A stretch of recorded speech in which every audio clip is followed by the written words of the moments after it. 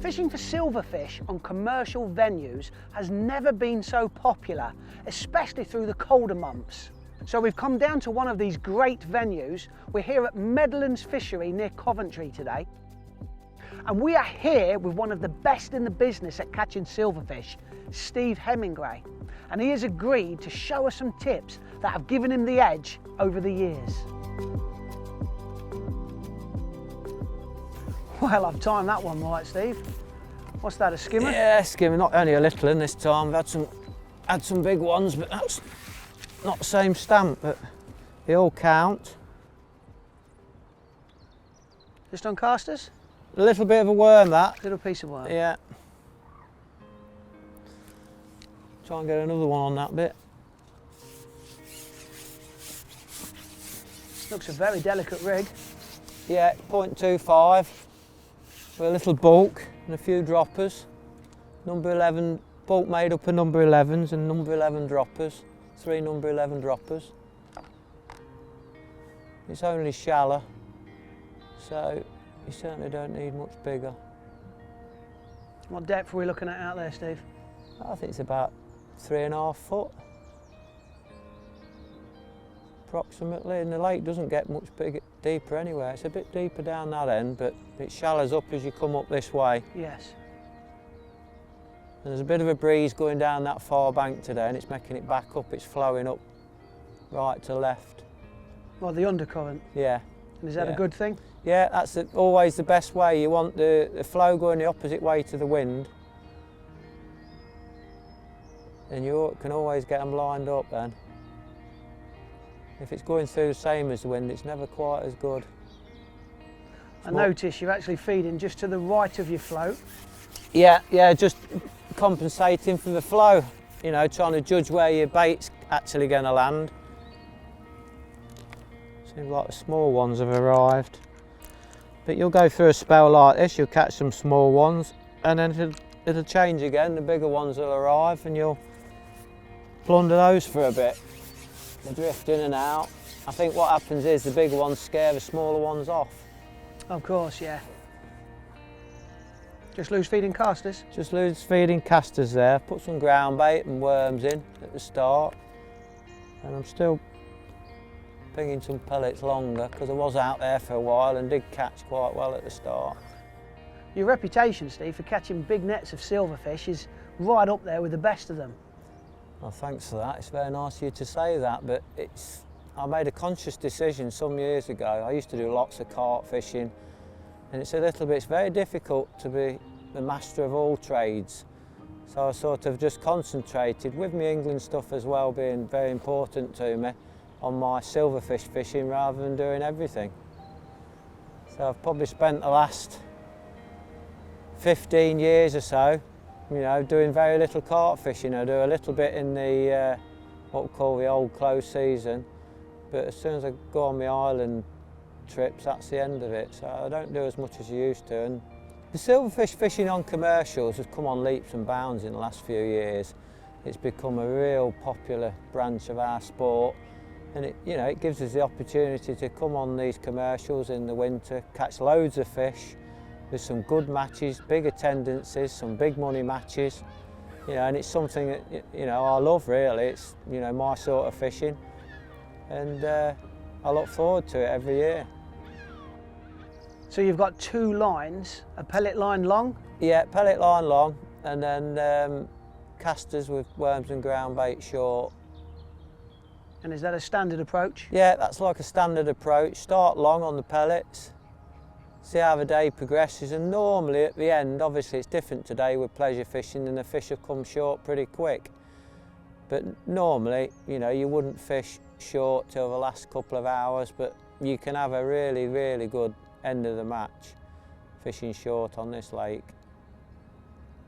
Some good quality skimmers. You do get a few carp muscle in amongst them, but I think the bigger skimmers seem to follow them around. So if you hook an odd carp, it's not such a bad sign. That float is it's really shotted low. Is that how you normally fish? Yeah, nice, Oh, nicely lovely. dotted down. Yes, Looks like the bigger ones are back again. I see why. Yeah, this is a good one, this one.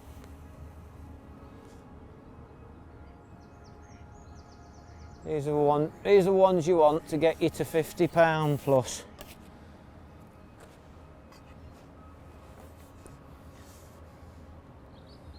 Oh, lovely bream. It's a bream, not a skimmer. It's going bronze. I call them bream. Yeah. People still like to call these skimmers, but I've never been able to understand it because in my book, all day long, that's a bream. That's a lovely fish. Lovely fish. Have to use a disgorger on that. The hooks are that good, I can't get it out. Oh, lovely fish. And what hook's that today you're using, Steve? Well, I started on a 16 finesse, and the fishing's that good that I've changed to the silverfish barbless now because it's slightly wider gape and it does suit a worm better than like a maggot or a castor. It's only an 18, so it's actually smaller, but it's a bigger hook with a wider gape. Yes, yes. Very strong for its diameter of wire and extremely sharp.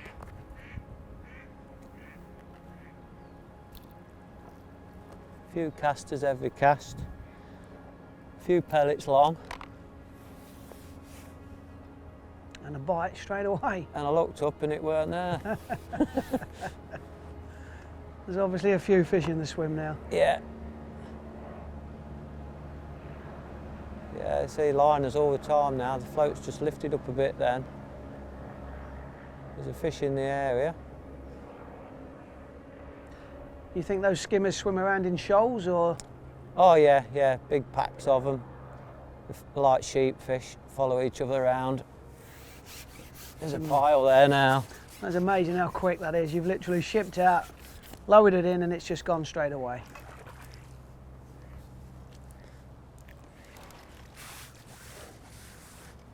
Great fishing. And you consider it's only March. The quality of the fishing's unbelievable. Again, with a bit of worm on, you adjust it so it's sat on the upright and you can go back out and have another go with that bit. No need to change your bait every time you catch one. Speeds you up a little bit in a match.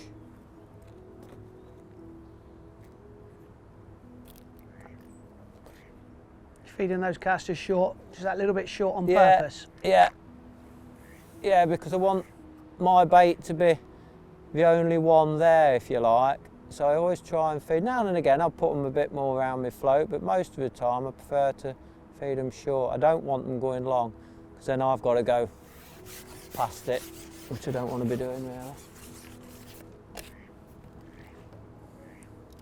Really is great fishing. Oh yeah. Doesn't get much better than this place.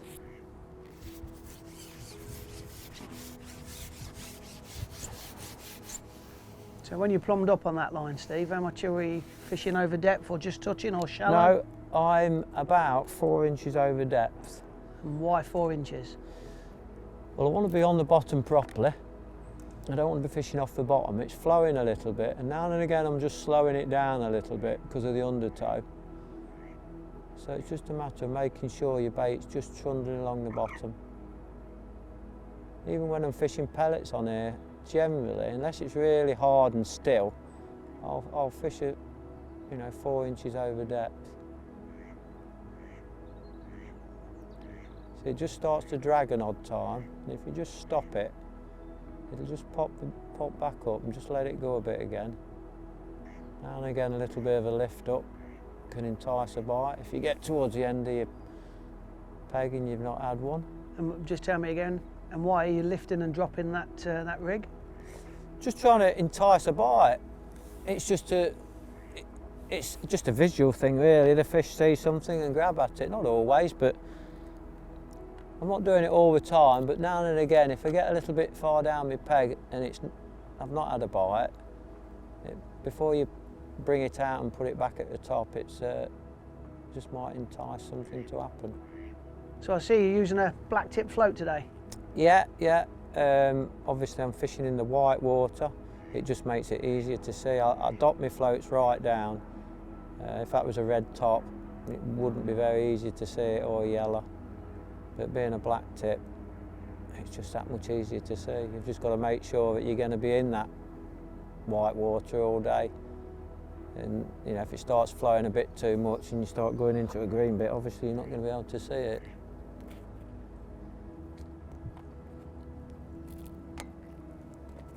I see that your floats are really shotted low. You've really got them dotted down. Is that a key thing, Steve? Yeah, to make them as sensitive as I can. I'd rather fish with a thicker top float and have it dotted down than a thinner bristle and have it sticking out. It just makes it so much easier to get good presentation and good bite indication. Because generally it'll sit there when it's right and it'll just fly under when it's dotted down.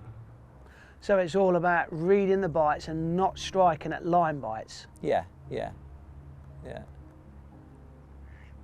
Little lift up and hog time when there's a liner or something, a little bit.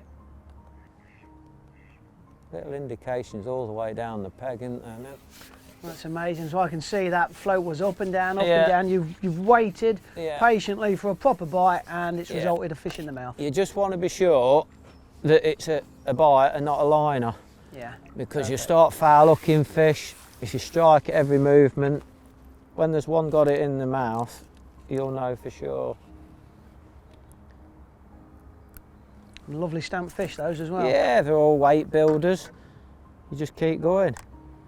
Then you'll get some spells, like I've said, when you'll catch one of the better ones every chuck. And then there'll be a time when you have to take those little ones, but you know, you may end up with 10 pound of them by the end of the match. 10 pound's a lot of fish. So when would you consider going out onto the long line?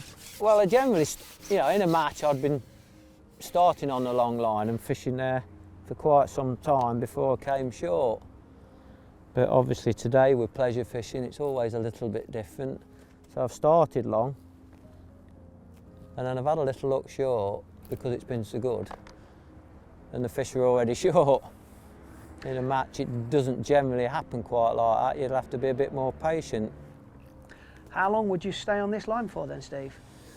While I'm catching plenty of fish, I'll just stay on it. But you know, in this shallow water, it generally doesn't happen like that. So you have to keep your other lines live, or your other line live, so at any time, if it just peters out a little bit, you can leave it alone, go on your long line, and that'll make your shorter line stronger again.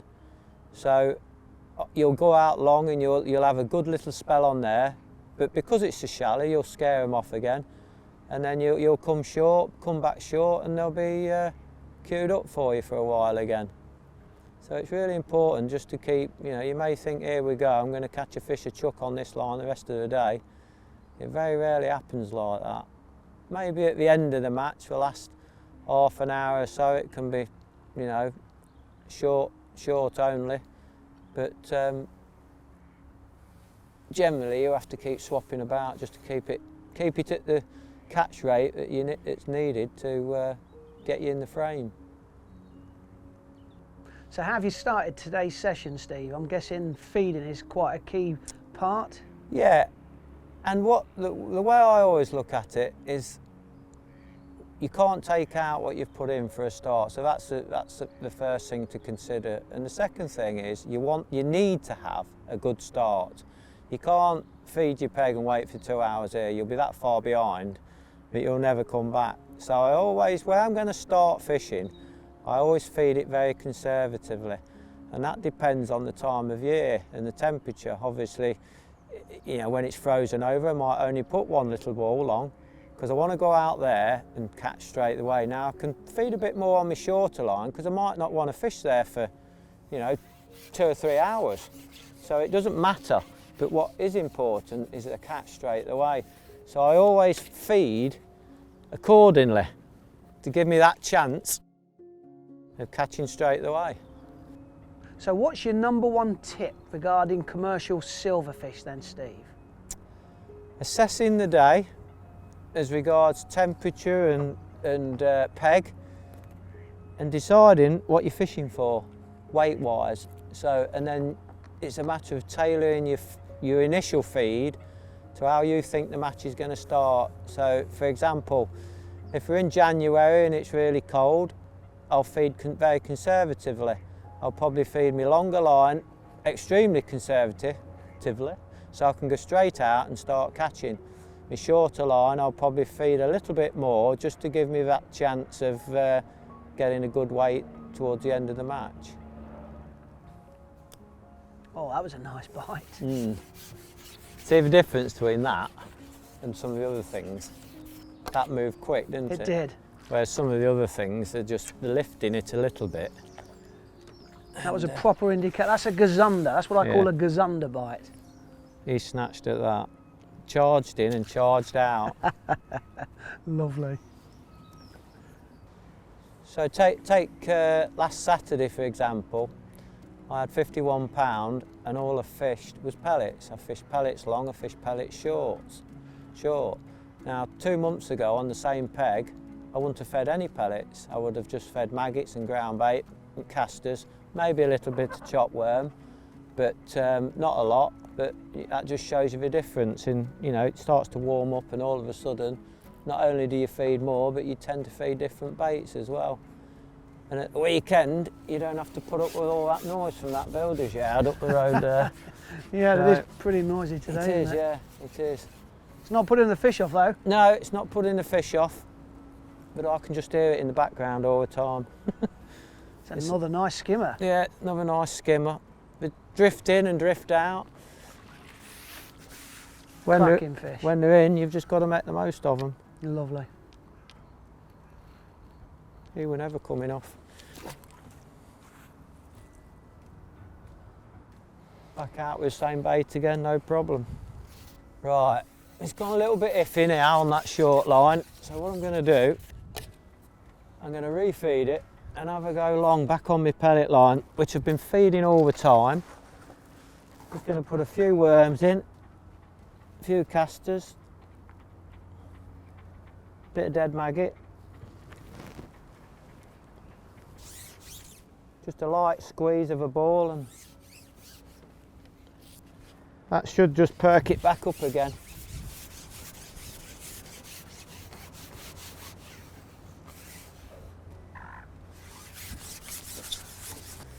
So I can't emphasise enough how important this is to keep rotating your lines and keep fish feeding on 2 lines, because at any time one line might die on you and you need to be able to go straight onto another line and catch straight away, because you just haven't got time to not be catching on venues like this, fishing for these silverfish. I'm just going to have a little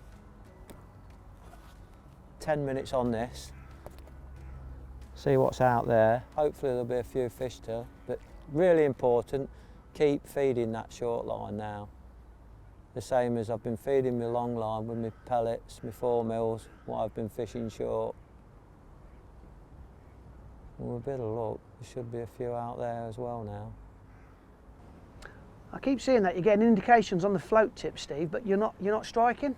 Yeah, that's right. It's really important to be sure that it's a proper bite and not a liner. There's lots and lots of fish in your peg, and you know, easy 50% of the time that float moves and lifts a little bit, it's a liner. You just want to be certain that you don't foul up too many fish for obvious reasons. So I'm just waiting, a little bit of patience now and again, and it'll result in a fish in the net rather than a foul up fish lost. Regarding this longer pellet line, Steve, are you fishing dead depth or are you laid on that line?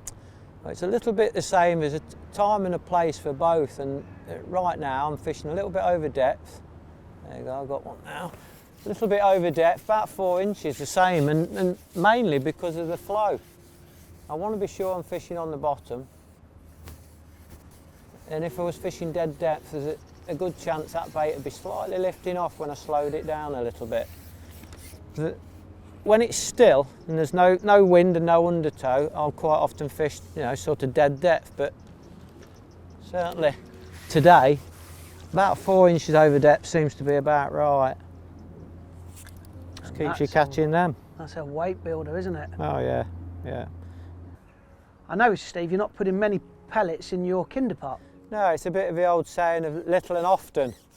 So I'm feeding every time I go out, not a big pot full. So I'm just sort of, if you like, starving them onto the hook is a bit of an old saying. And then also loose feeding a few 4 mils over the top as well, but not loads. Little and often is the way forward. I can't help but notice, Steve, but there's a vast array of bait selection that you've brought with you today. Yeah, obviously I've got my pellets, I've got my micros and my 4 mils. A little bit of crushed expander, I'll put that in with my micros just to stick them in my cup a little bit better.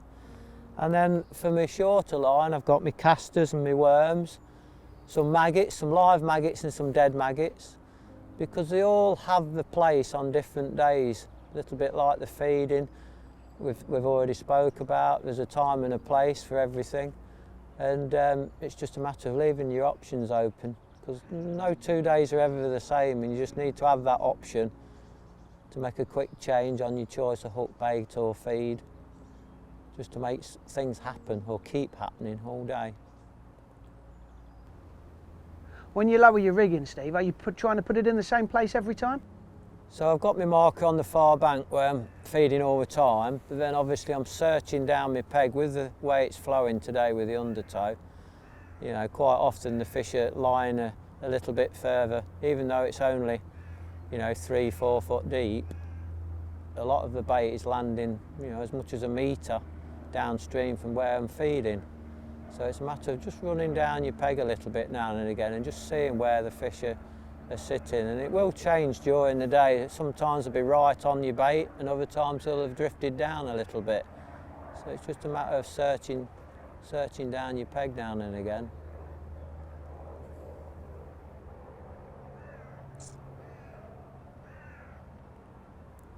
Oh, that was a cracking bite. And that was well off your feed. Yeah, that was easy a metre, maybe a little bit more down the peg. Not a bad stamp fish.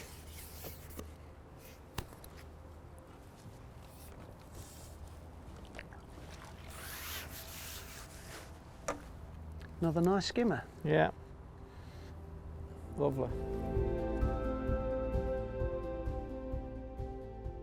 Another important thing to remember is, especially when it's a difficult day, no big rush. If you've got a pound skimmer on, you've only got to do your maths and realise you don't need to catch loads and loads to catch yourself 30, 40 pound. So it's just a matter of taking your time. Make sure every fish you hook, you put in your net.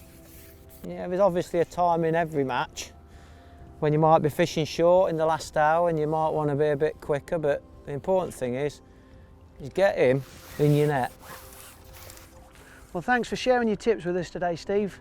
I'm going to leave you now, mate, and let you catch a few more of those. It's been a pleasure, Steve. Well done, mate. Cheers.